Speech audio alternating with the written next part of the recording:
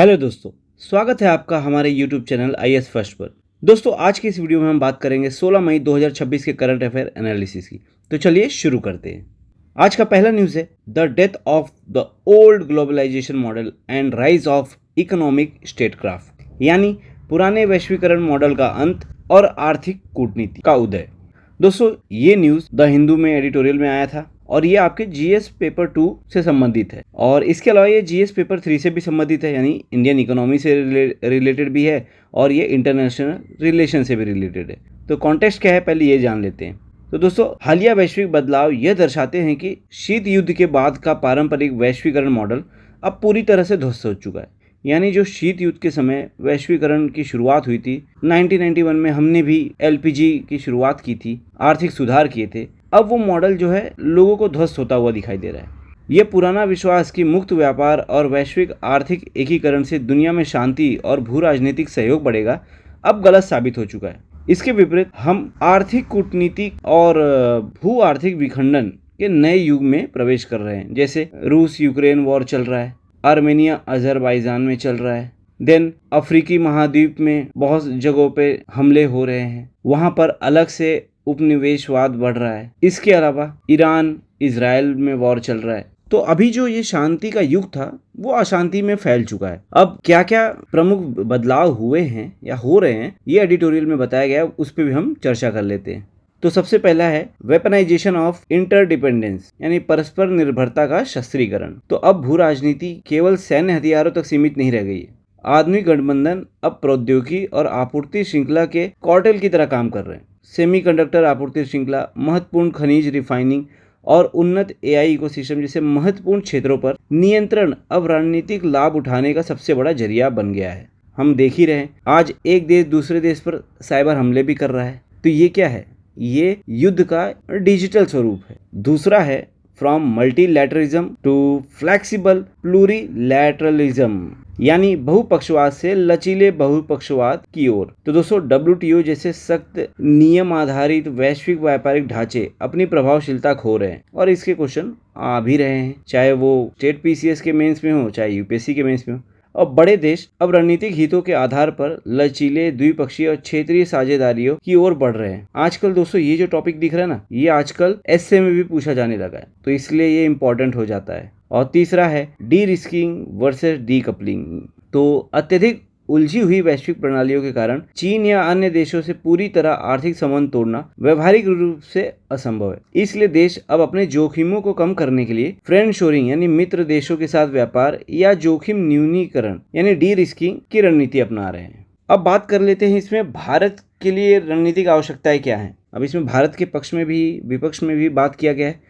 तो सबसे पहला है संरचनात्मक लाभ, यानी स्ट्रक्चरल एज। तो भारत के पास कई रणनीतिक लाभ हैं, जैसे जनसांख्यिकी लाभांश, डेमोग्राफिक डिविडेंड है हमारे पास, एक विशाल घरेलू बाजार है, राजनीतिक स्थिरता है। ये सभी कारक भारत को चाइना +1 विकल्प के रूप में एक आदर्श केंद्र बनाते हैं।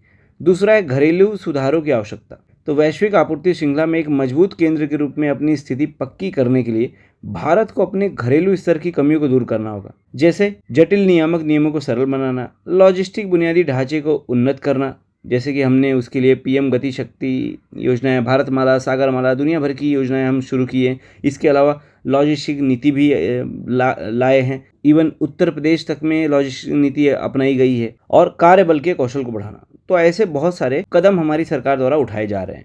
अगला न्यूज़ है the West Asian conflict and India's maritime / energy security, यानी पश्चिम एशिया संघर्ष, भारत की समुद्री व ऊर्जा सुरक्षा। दोस्तों, ये इंडियन एक्सप्रेस और द हिंदू दोनों में आया है और ये GS पेपर 2 और GS पेपर 3 दोनों से रिलेटेड है। तो इम्पॉर्टेंट है और आज के टाइम पे इंडिया में इसका काफ़ी माहौल है, तो इसे भी पढ़ लेते हैं। तो कॉन्टेक्स्ट क्या है? तो दोस्तों, इजराइल और लेबनान के बीच संघर्ष विराम को आगे बढ़ाने पर सहमति बन गई है, लेकिन पश्चिम एशिया में चल रहा व्यापक भू राजनीतिक तनाव आर्थिक मोर्चे पर चिंताएं बढ़ा रहा है। भारत द्वारा 8वें ब्रिक्स शिखर सम्मेलन की मेजबानी के दौरान भारत के विदेश मंत्री ने ईरान के विदेश मंत्री के साथ द्विपक्षीय वार्ता की, जिसमें क्षेत्रीय स्थिरता और समुद्री चोक पॉइंट पर गहन चर्चा हुई है। दोस्तों, याद रखना, हॉर्मुज स्ट्रेट जो है वो क्यों इंपॉर्टेंट है, ये मैं आपको बता रहा हूँ और ये आप नोट कर लो। पहला ये कि जो भारत का कच्चा तेल का आयात होता है उसका 50% यहीं से आता है, इसी रास्ते से आता है, इसी चोक पॉइंट से आता है। दूसरा, भारत का जो LNG आयात है उसका कुल 60% हॉर्मुज स्ट्रेट से आता है। और तीसरा, भारत का जो LPG आयात है, कुल LPG आयात का 90% आता है। इस वजह से ये जो हॉर्मुज स्ट्रेट है ये भारत के लिए बहुत ही इम्पोर्टेंट रास्ता है और इस युद्ध के वजह से ही इसमें व्यवधान उत्पन्न हुए हैं और इसी कारण भारत के आर्थिक विकास में व्यवधान भी आ रहा है। भारत का विदेशी मुद्रा भंडार भी कम हो रहा है, भारतीय रुपया भी कमजोर हो रहा है। इसके अलावा भारत में तेल की कमी भी देखने को मिल रही है, प्राइस भी बढ़ रहा है पेट्रोल डीजल के। तो ऐसे एक हॉर्मुज स्ट्रेट की वजह से भारत पर बहुत बड़ा इम्पैक्ट देखने को मिल रहा है। अब बात कर लेते हैं हॉर्मुज स्ट्रेट की और उसका संकट क्या है। तो लंबे समय से चले आ रहे भू राजनीतिक तनाव ने हॉर्मुज स्ट्रेट से होकर गुजरने वाले जहाजों के आवागमन को गंभीर रूप से प्रभावित किया है। भारत की ऊर्जा सुरक्षा के लिए इस समुद्री मार्ग का रणनीतिक महत्व किस प्रकार है? तो इस प्रकार है भाई। पहला, तेल पर निर्भरता। भारत के कुल कच्चे तेल के आयात का लगभग आधा हिस्सा इसी संकरे स्ट्रेट से होकर गुजरता है। दूसरा है गैस की संवेदनशीलता। भारत के LNG का लगभग 60% और LPG का लगभग 90% आयात इसी मार्ग से होता है, जैसे कि मैंने पहले बता दिया है। अब अगर UPSC के पॉइंट ऑफ व्यू से भारत पर इसका क्या प्रभाव पड़ सकता है, UPSC में हम इसे कैसे नोट कर सकते हैं, उसके बारे में चर्चा की गई है। तो पहला है राजकोषीय दबाव यानी फिस्कल प्रेशर्स। तो दोस्तों, वैश्विक स्तर पर कच्चे तेल की कीमतों में भारी उतार चढ़ाव देखने को मिल रहा है। आपूर्ति में बाधा के कारण घरेलू तेल मार्केटिंग कंपनियां जो हैं, उन्होंने हाल ही में पेट्रोल और डीजल की कीमतों में बढ़ोतरी की है, जिससे देश में इन्फ्लेशन बढ़ने का खतरा पैदा हो गया है। दूसरा है रणनीतिक स्वायत्तता और कूटनीति यानी स्ट्रेटेजिक ऑटोनॉमी एंड डिप्लोमेसी। तो भारत द्वारा एक तरफ इजरायल के साथ मजबूत संबंध बनाए रखना और दूसरी तरफ ब्रिक्स शिखर सम्मेलन की मेजबानी करते हुए ईरान के साथ बातचीत करना भारत की रणनीतिक स्वायत्तता की नीति को दर्शाता है। और तीसरा है वैश्विक सहयोग। तो दोस्तों, एक अन्य घटनाक्रम में अंतर्राष्ट्रीय साझेदार जैसे नीदरलैंड की नौसेना द्वारा पानी के नीचे महत्वपूर्ण बुनियादी ढांचे की सुरक्षा के लिए सहयोग की पेशकश करना, मतलब ऐसे साझेदारों के साथ भी भारत बातचीत में लगा हुआ है। और इसी से पता चलता है कि भारत अब पारंपरिक समुद्री सतह सुरक्षा से आगे बढ़कर उप सतह यानी सब सरफेस और ग्रे जोन युद्ध सुरक्षा पर भी तेजी से ध्यान केंद्रित कर रहा है। अगला न्यूज है ज़ोंबी फर्म और भारत के समक्ष उत्पादकता की चुनौती यानी zombie firm and India's productivity challenge. दोस्तों, ये भी GS पेपर 3 से रिलेटेड है और द हिंदू में छपा हुआ है। तो कॉन्टेक्स्ट क्या है? तो भारत के औद्योगिक और कॉर्पोरेट इकोसिस्टम के विश्लेषण से पता चलता है कि कमजोर व्यावसायिक गतिशीलता यानी बिजनेस डायनामिज्म देश की समग्र उत्पादकता वृद्धि को गंभीर रूप से सीमित कर रही है। इसका एक बड़ा कारण कम उत्पादकता वाली ज़ोंबी फर्मों का बाजार में टिके रहना है। अब दोस्तों, ये बात कर लेते हैं ज़ोंबी फर्म है क्या।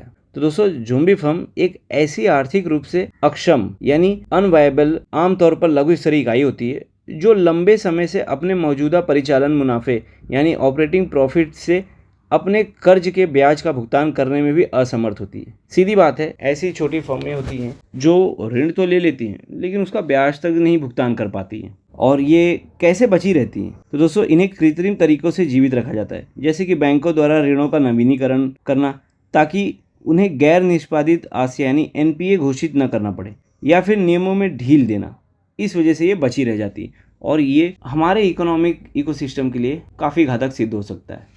दोस्तों, अब बात करते हैं मैक्रो इकोनॉमिक चैलेंजेस की। तो पहला है कैपिटल मिस एलोकेशन। तो दोस्तों, ये जो फर्में होती हैं ये वित्तीय पूंजी, भूमि और कुशल श्रम जैसे मूल्यवान संसाधनों को अपने पास अवरुद्ध कर लेती है। जैसे कि मैंने बताया, एक कर्ज चुका नहीं पा रहे, वापस से दूसरा कर्ज इन्हें मिल जा रहा है, तो क्या हो रहा है, वो जो दूसरा कर्ज मिला अगर वही कर्ज किसी और को दे देंगे तो वो शायद अपना आर्थिक विकास तेजी से करे और वो भारत के विकास में भी योगदान दे, लेकिन उल्टा हो रहा है। जो फर्म ऑलरेडी कमज़ोर है यानी जो बच्चा ऑलरेडी कमज़ोर है उस पर ही आप इन्वेस्ट करते जा रहे हो, लेकिन आपके बाजू में ही जो बच्चा पढ़ने में अच्छा है उस पर ज़रा भी इन्वेस्टमेंट नहीं किया जा रहा। तो इससे क्या होगा, जो कमज़ोर बच्चा है वो सारा प्रॉफिट ले रहा है, आउटपुट कुछ नहीं दे रहा है, लेकिन जो बाजू में अच्छा बच्चा है उसको सुविधा नहीं मिलने के कारण वो भी कुछ नहीं आउटपुट दे पा रहा है। तो यहाँ पर जो है वो दोहरी हानि हो रही है। तो दोस्तों, जैसा मैंने अभी आपको एग्जांपल दिया वही है कि ये जो गलत तरीके से पूंजी का आवंटन हो रहा है, इसकी वजह से जो अत्यधिक उत्पादक हो, नवीन या प्रतिस्पर्धा करने वाली स्टार्टअप होती है, MSME होती, उनके द्वारा ये नहीं किया जा पाता है, जिससे वो भी बंद होने की कगार पर आ जाती है। दूसरा है स्टैग्नेंट प्रोडक्टिविटी यानी ठहरी हुई उत्पादकता। तो इन मृत प्राय फर्मों के बचे रहने से भारत की विनिर्माण उत्पादकता नीचे गिरती है, जिससे मेक इन इंडिया जैसे कार्यक्रमों के लक्ष्य प्रभावित होते हैं। और वे फॉरवर्ड क्या है? तो दोस्तों व्यवसाय को जल्दी बंद करने या उनके समाधान के लिए दिवाला और शोधन अक्षमता संहिता यानी IBC के ढांचे को मजबूत करना, बैंकों द्वारा ऋणों के छिपे हुए नवीनीकरण को रोकना और असफल व्यवसायों के लिए आसान निकास मार्ग यानी एग्जिट पाथवे प्रदान करना बेहद जरूरी है। अगला न्यूज़ है reservation policy and open category recruitments यानी आरक्षण नीति और अनारक्षित श्रेणी में भर्तियां। दोस्तों ये द इंडियन एक्सप्रेस की खबर है और ये GS पेपर 2 से रिलेटेड है। अब कॉन्टेक्स्ट क्या है वो जान लेते हैं। तो न्यायपालिका और प्रशासनिक निकायों ने हाल ही में आरक्षित श्रेणी के उम्मीदवारों के अनारक्षित या ओपन श्रेणी की सीटों पर प्रतिस्पर्धा करने के नियमों को लेकर लंबे समय से चले आ रहे विवाद पर स्थिति स्पष्ट की है। अब नियमों का विश्लेषण कर लेते हैं जो कि न्यूज़ में आया है।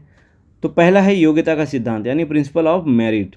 तो दोस्तों सामान्य तौर पर आरक्षित श्रेणी जैसे SC है, ST है, OBC, इनके उम्मीदवार जो सामान्य कट ऑफ से अधिक अंक प्राप्त करते हैं उन्हें स्वचालित रूप से ओपन श्रेणी में शामिल कर लिया जाता है। यह सुनिश्चित करता है कि आरक्षण एक न्यूनतम सुरक्षा है, न कि अधिकतम सीमा। और दूसरा पॉइंट है छूट का नियम, द एक्सेप्शन। तो दोस्तों इस विश्लेषण में स्पष्ट किया गया है कि यदि किसी आरक्षित श्रेणी के उम्मीदवार ने भर्ती प्रक्रिया के शुरुआती चरणों में किसी भी तरह की विशेष छूट का लाभ उठाया है, जैसे आयु सीमा में छूट हो, प्रारंभिक परीक्षा में कम कट ऑफ अंक हो या आवेदन शुल्क में छूट, तो वे अंतिम योग्यता सूची में ओपन श्रेणी में जाने के कानूनी रूप से पात्र नहीं रह जाते। और तर्क की बात करेंगे तो दोस्तों चूंकि उम्मीदवार ने पहले ही उन विशिष्ट रियायतों का लाभ उठा लिया है जो सामान्य श्रेणी के उम्मीदवारों के लिए उपलब्ध नहीं था, इसलिए उन्होंने पहले ही सुरक्षात्मक आरक्षण का लाभ ले लिया है। उन्हें बाद में अनारक्षित कोटे में जाने की अनुमति देने से उन उम्मीदवारों के लिए समान अवसर प्रभावित होगा जिन्होंने पहले दिन से केवल अनारक्षित मानदंडों के तहत प्रतिस्पर्धा की है। तो सिंपल सी बात इसमें यही है कि अगर कोई भी आरक्षित श्रेणी का बच्चा है, अगर उसने शुरू में ही किसी भी स्टेज में अगर उसने थोड़ा भी लाभ लिया है तो अंत में उसे अनारक्षित श्रेणी में नहीं डाला जाना चाहिए, ऐसा इसमें बताया गया है, ऐसा इसमें विश्लेषण दिया गया है, तर्क दिया गया है। तो दोस्तों इसी तर्क के साथ आज का एनालिसिस, आज का न्यूज़ यहीं पे समाप्त होता है। होप सो आपको वीडियो पसंद आया होगा। अगर वीडियो पसंद आया तो प्लीज़ लाइक कर दीजिए, चैनल को सब्सक्राइब करना बिल्कुल मत भूलिए। मिलते हैं आपको नेक्स्ट वीडियो में, तब तक के लिए जय हिंद, जय भारत।